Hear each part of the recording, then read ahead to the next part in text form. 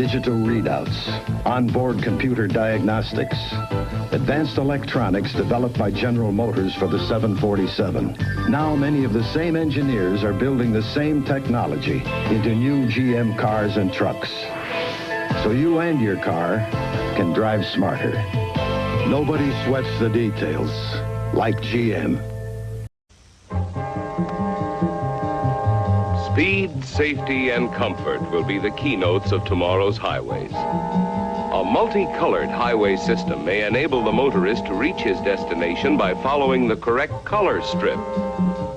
The increased speed of tomorrow's automobile will demand that highway signs be larger and more simple to read, so that the motorist can anticipate his moves well in advance. Better visibility will be featured in new highway designs. As day dims into night, electric eyes automatically illuminate the way ahead. Radiant heat will keep the highway surfaces dry through rain, ice, and snow.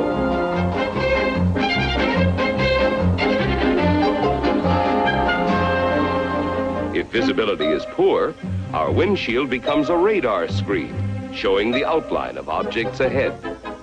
Or fog may be eliminated by dispelling devices along the right-of-way. Dashboard panels featuring built-in safety controls and electronic operating devices are predictions for tomorrow. A teletype panel shows up-to-the-minute traffic bulletins. The recommended safe driving speed is automatically indicated. Our rear-view mirror is actually a television picture.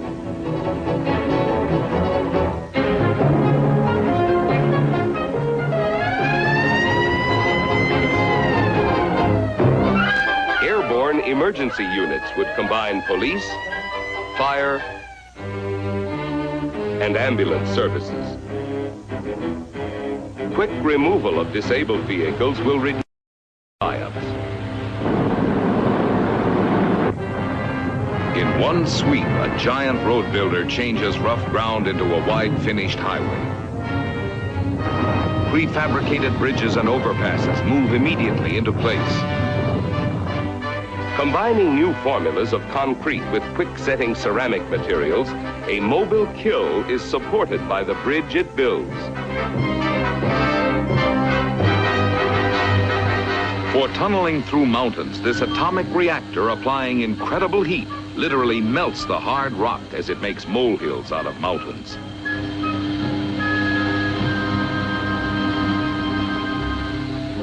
Here is preserved the beauty and grandeur of mountain travel with the use of cantilevered skyways. The shape of our cities will change as expanded highway transportation decentralizes our population centers into vast urban areas. With the advent of wider, faster expressways, the commuter's radius will be extended many miles. America will someday be crisscrossed by a network of super-speed transcontinental motorways.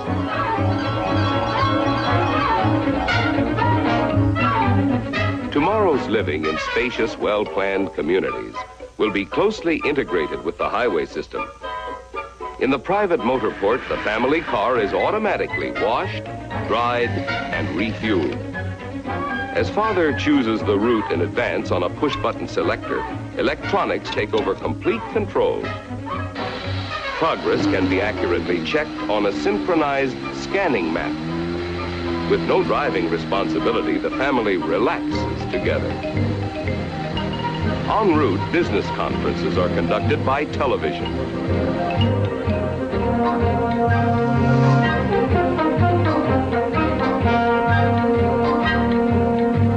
On entering the city, the family separates. Father to his office, mother and son to the shopping center. These new forms of vehicles will bring about special purpose roadways. Office buildings will combine unique parking and elevator services.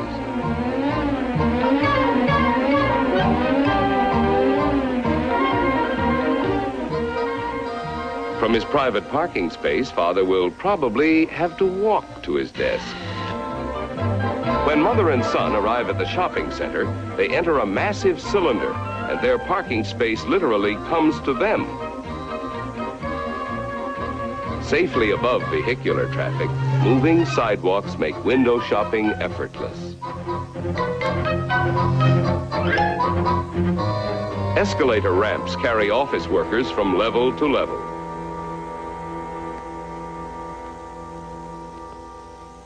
Advances in technology will give us more time for leisure in tomorrow's living.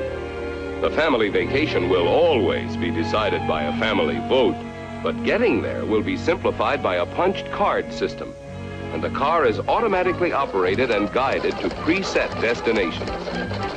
Highly specialized pleasure vehicles will have every convenience of home. Today's insurmountable barriers and sheer cliffs will be scaled by highway escalators.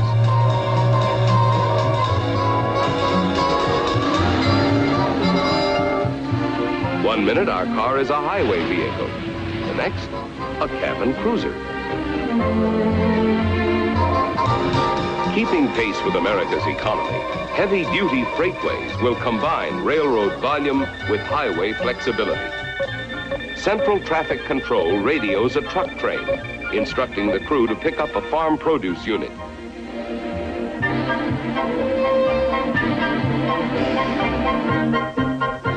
These non-stop farm-to-market freightways will bring remote agricultural areas to within minutes of metropolitan markets.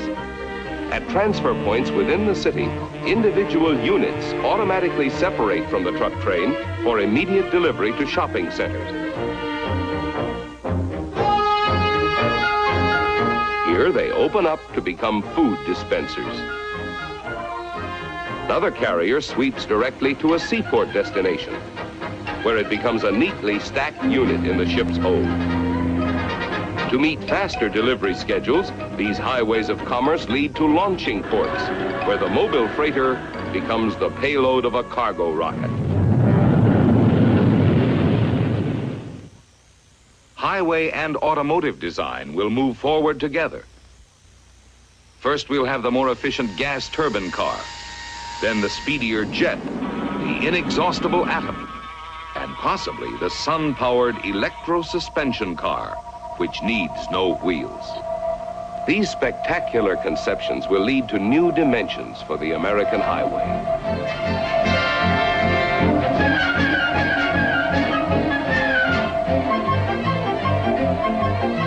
Such visionary ideas, which today seem sheer fantasy, will be commonplace to future generations. There will be miles of tubular highways, air-conditioned routes across hot desert wastelands, over sub-freezing mountain ranges, and even under the oceans.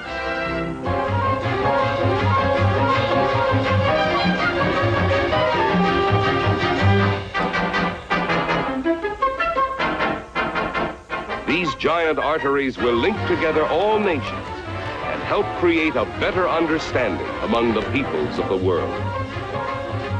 As in the past, the highway will continue to play a vital role in the progress of civilization. It will be our magic carpet to new hopes, new dreams, and a better way of life for the future.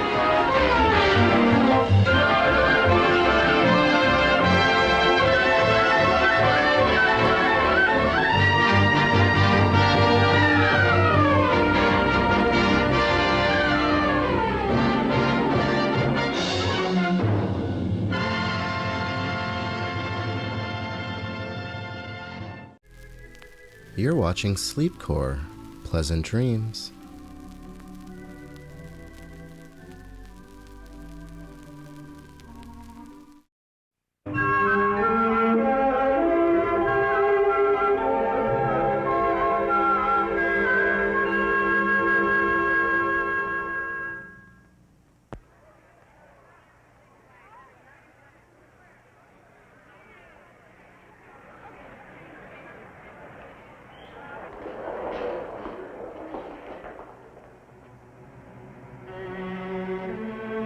Welcome to Futurama 2. Welcome to a journey into the future. A journey for everyone today into the everywhere of tomorrow. Let us explore together the future. a future not of dreams, but of reality. It is now tomorrow. On the moon, there is no air to breathe, no rain to fall, no sound that can be heard. Yet here is man, exploring, building his first bridgehead in his span of space.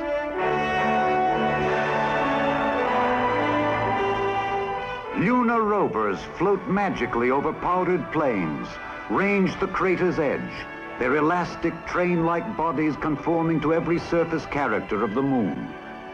Here are bases of communication and supply, islands of existence built to withstand the melting heat of the lunar day, the shattering cold of the lunar night. Men in space now monitor the Earth, while men on Earth are finding a whole new world of answers to the worldwide needs of man. A diamond brilliance draws us to a frozen shore, to Antarctica, the southern polar cap of the world. Here, nations of the world, speaking the common language of science, probe for the Earth's secrets through countless centuries of ice. In mobile laboratories, form expeditions into the vast white wastelands of the still unknown.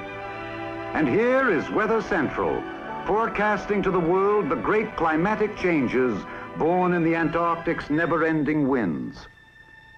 Technicians, kept warm within their walls of ice, gather data from the depths of space, from polar winds, surrounding seas, in microseconds, relaying information wherever needed, anywhere on Earth. 3/4 of our Earth lies beneath the cold, still deeps of the sea, a water world in which we now can find abundance far beyond our dreams. Now we can farm and harvest a drifting, swimming, never-ending nourishment, food enough to feed 7 times the population of the Earth. In aquacopters, search the ocean floor to find miles deep, vast fields of precious minerals and ores. And in the deepest trenches of the seas, study at first hand long-hidden secrets of survival. Work easily the rich oil deposits of the continental shelves, while trains of submarines transport materials and goods along the waterways of the undersea. And in warmer seas are new realms of pleasure. A weekend, if you wish, at Hotel Atlantis in the Kingdom of the Sea. A holiday of thrills and of adventure, of radiant wonders in the sun-bright gardens of the sea. Fabulous coral reefs lead us back to the land, an equatorial land. Now, technology has found a way to control the wild profusion of this wonder world. A jungle road is built in one continuous operation. First, a searing ray of light, the laser beam, cuts through the trees. Then a giant machine, a factory on wheels, grinds up the stumps and jungle growth, sets the firm foundation, forms the surface slabs, sets them in place, and the roadway bed is paved.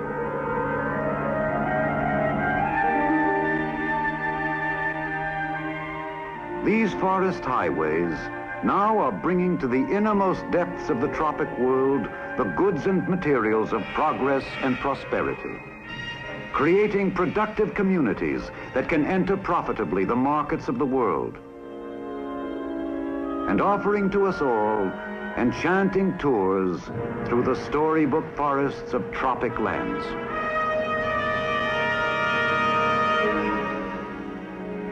The mountain barrier, legendary challenge of man, now invites communal living in a world of awesome beauty. A new system of highways spans the continents to transport men and goods swiftly and separately across the land. And for our deserts, a new technology, waters from the sea made fresh as rain to nourish crops planted in the sand, produce from seed to shipment programmed and processed by a new agriculture. A science of plenty for an ever-growing world. People live today where they will. Neither terrain nor distance a deterrent to where the men of the city build their homes. All roads lead, as they have for centuries, to the great centers of commerce and communication, as the Continental Highway now leads us to the city of tomorrow. Plazas of urban living rise over freeways. Vehicles electronically paced travel routes remarkably safe, swift, and efficient. Towering terminals serve sections of the city, make public transportation more convenient, provide ample space for private cars, and from a lower level, covered moving walks radiate to shopping areas that are now truly marketplaces of the world.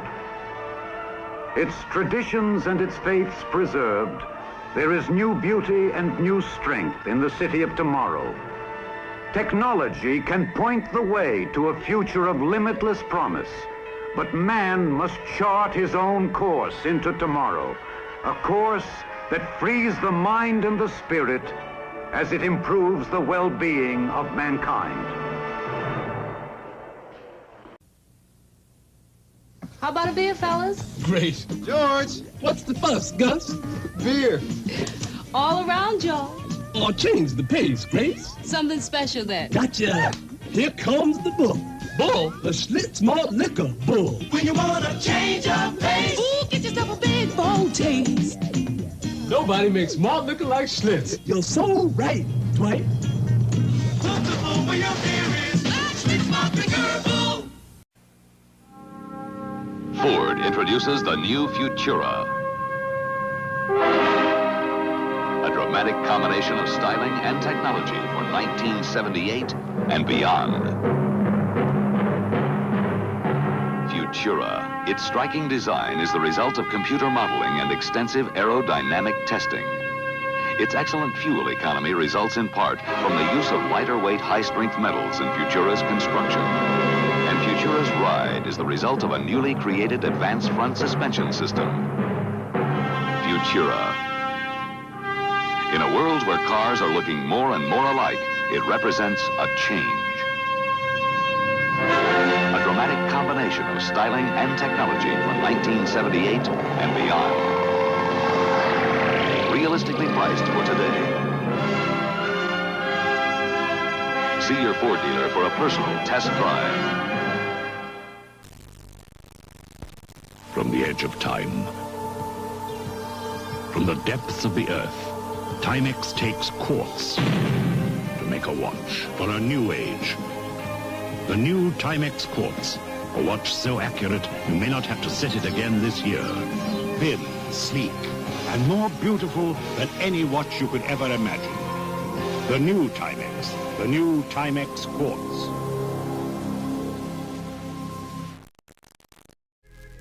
You're watching Sleepcore, media for insomnia.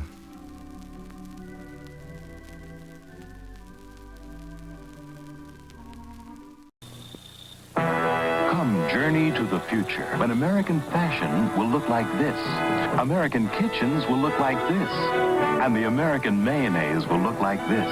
Hellmann's Real Mayonnaise. Sure, some things may change, but the creamy, rich taste of Hellmann's will never go out of style. After all, it's been an American favorite since 1912. Hellmann's Real Mayonnaise. A great taste for 65 years, and still counting.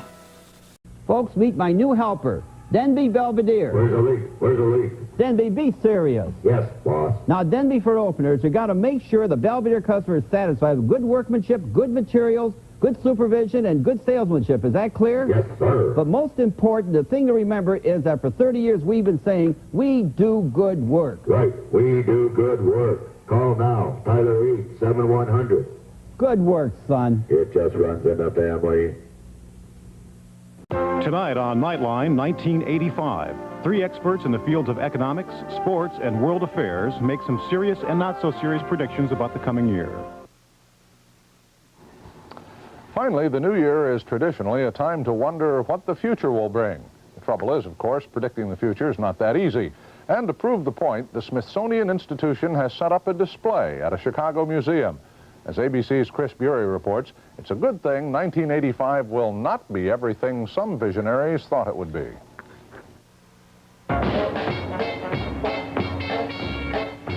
Half a century ago, Hollywood predicted this would be New York City in the 1980s, a tomorrow where anything was possible.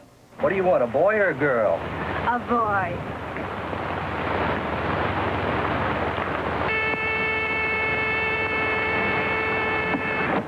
Give me the good old days. Back in the good old days, experts predicted nearly everyone would be flying by now. You could pilot a personal gyrocopter, or fly in machines with one enormous wing, or even dozens of wings. And why not pull into Chuck's Flying Diner, if you could afford the Frank of the future? In 1949, Moulton Taylor's Aero car was one vision actually getting off the ground. But his dream turned out to be the government's nightmare of overcrowded skies. When we went to Washington and said we're going to build 2,500 of these things, the people in Washington said, ah! No way. The Ford in your future was the Nucleon. In 1958, the company revealed this model of a nuclear-powered dream car with an atomic reactor only 6 feet from the back seat. We figured all we got to do is get an atomic bomb, take it apart, and we all know what a nuclear engine feels like or should be. Come here. Electro the Moto Man was a 1939 dream machine designed to help future dads around the house. Who? Me? Yes, you. Penelope Shue, the scarecrow of the future, would guard the garden. That's the most remarkable thing I've ever seen. Even more remarkable was Mom's mechanized miracle kitchen. Now, believe it or not, the floor is automatically cleaned too. What you see coming out of the wall is a self-propelled floor cleaner. And thanks to synthetic waterproof furniture, say goodbye to dusting. Just take a garden hose and put a drain in your living room floor. Perhaps we should be grateful that there are some ideas whose time never came. For we have seen the future, and sometimes it doesn't work. Chris Bury, ABC News, Chicago. And on that note, we count the blessings we don't have. That's our report on World News Tonight. Peter Jennings will be back tomorrow. I'm Steve Bell. For everyone at ABC News, good night. The toys of tomorrow will be of every description, and so realistic, you can hardly tell them from the real thing. There will be comical animals like Mighty Mouse who can carry on a conversation or fly through the air with the greatest of ease. You'll find a lot more Wild West action at Fort Laramie. This famous headquarters is now fighting off a band of 30 Redskins, and it has all the equipment, including an operating cannon, to wage a realistic cowboy and Indian battle. More up to date will be this flying boxcar and combat team.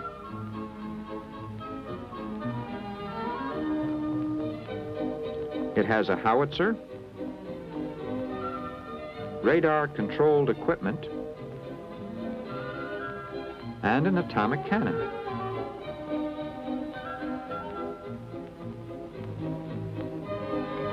See this giant Army transport with revolving propellers?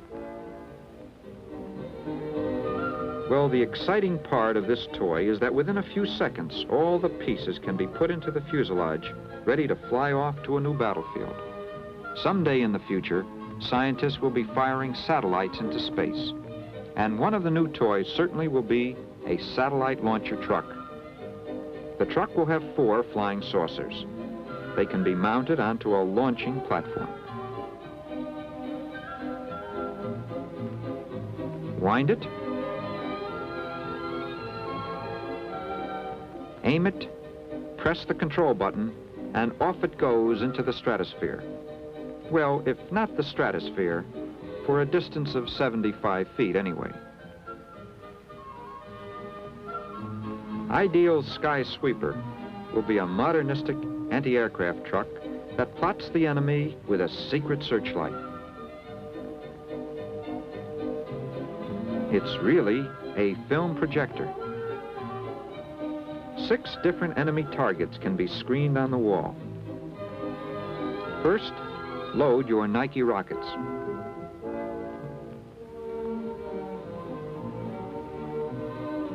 Then zero the enemy in through a crosshair sighting device.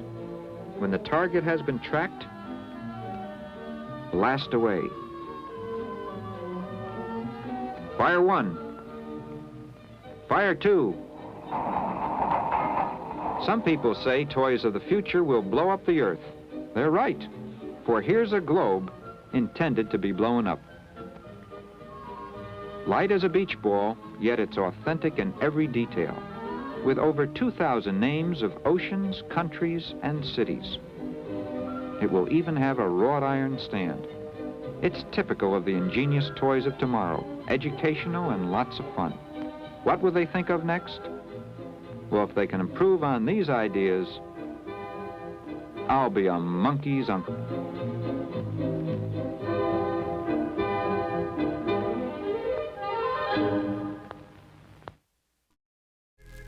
You're watching Sleepcore. Sleep tight.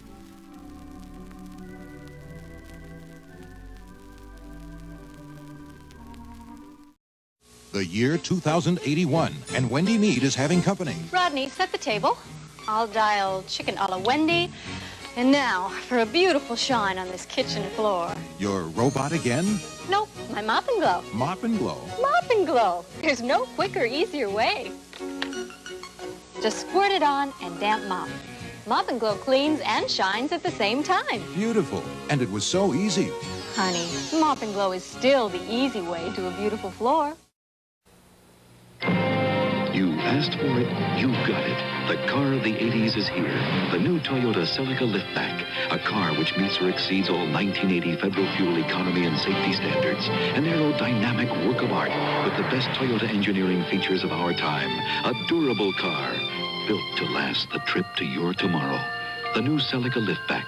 The car of the 80s. You asked for it, you got it, Toyota. Future Shop Update with Don and Jaylene. The smoke is settling on the electronics pricing war, and emerging victorious is the Future Shop's guarantee of lowest prices or the difference refunded. Celebrations have begun. Now that victory is at hand, the Future Shop continues to offer stereos, VCRs, and computers at the prices that won the war. And it's now obvious that the Future Shop is your total entertainment center for selection and low prices. The Future Shop. Vancouver, Richmond, and now in Coquitlam, Pine Tree Village, Barnet. Or cars with sensing probes that follow the road with no help from the driver. Cars without steering wheels. Cars without transmissions. Highly advanced experimental cars that will eventually mean better production cars in a score of ways. Well, in the year 2000, I think I'll probably be the spaceship to the moon dictating two robots, or else I may be, I don't know, in charge of a robot court, judging some robots, or I may be at the funeral of a computer, or if something's gone wrong with their nuclear bombs, I may be sort of coming back from hunting in a cave. I don't like the idea of sort of getting out and finding you've got a cabbage pill to eat for breakfast or something. Well, I think all these atomic bombs will be dropping around the place. And one will get near the centre, because it will sort of make a huge, great big crater.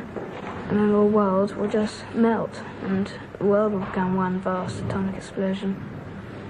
And it will become like a supernova, stars. Some madman will get the atomic bomb and just blow the world into oblivion. There's nothing you can do to stop it. The more people who get bombs, the more somebody's going to use it one day. Well, I think that it'll be so overpopulated that there'll all be wars, all nuclear explosions and everything. It'll make the Earth, too much radiation on it. It'll become too hot to live on. I think that there'll be no life at all, really, on the Earth. I don't think there is going to be atomic warfare, but I think that there is going to be all this automation.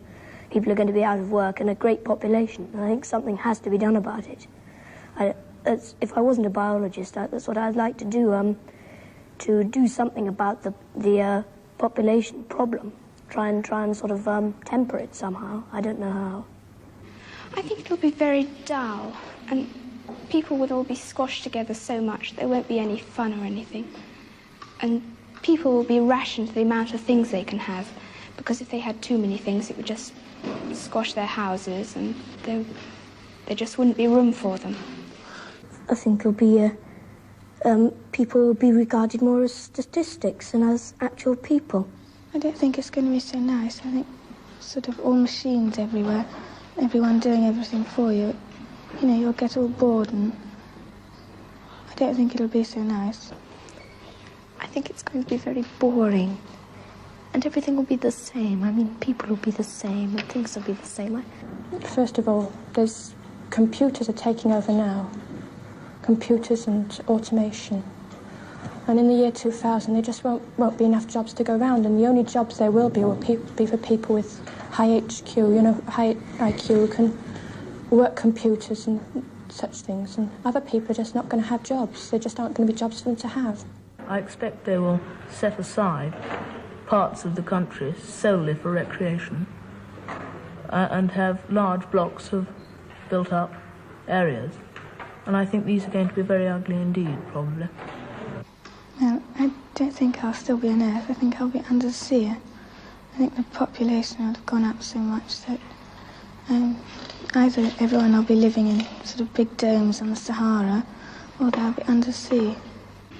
There'll be so many people that they'll have to have an overflow into the sea. And so there'll be houses underneath the sea and houses above the sea.